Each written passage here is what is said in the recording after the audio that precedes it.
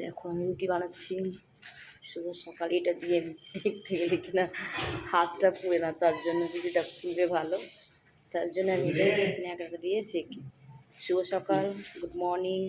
তোমরা সবাই কেমন আছো? আশা করি ভালো আছো, আমিও ভালো আছি। এই যে রুটি বানাচ্ছি তোমার দাদার জন্য, নিয়ে যাবে দুপুরে খাবে লাঞ্চের জন্য। প্রত্যেক দিনই বানাতে হয়, প্রত্যেক দিন ভিডিওটা দিতে পারি না, কেন কেউ ধরে দেয় না, আমি নিজে নিজেই ভিডিওটা দেবো। কেন করছো? তোমরা যা করো ভাবছি ঠিক, আমরা করলে ভুল।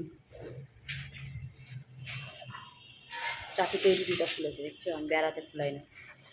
এতগুলো রুটি বানিয়েছি, এতগুলো খাবে না গো, এতগুলো খাবে না, বাড়িতে বাচ্চাগুলো খাবে আর ও নিয়ে যাবে, ও 5টা নিয়ে যাবে, 5টা রুটি।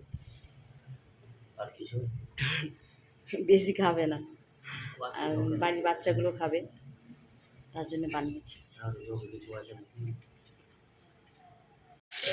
দেখো এটা কী ভাবছি বলো তো, ঝিঙা, এগুলো ছোটো ছোটো ঝিঙা, মানে ছুটি ঝিঙা বলা হয় যখন।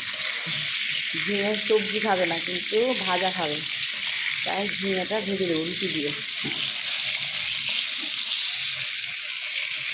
হালকা ছোটো ছোটো হয় ঝিঙাটা, খেতে ভালো লাগে। তোমরাও খাবা ভাজা করে, খুব ভালো লাগে।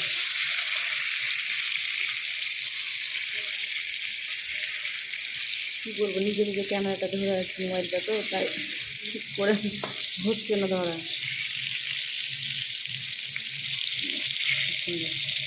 একদম কচি কচি ঝিঙাটা, হালকা ছোটো ছোটো।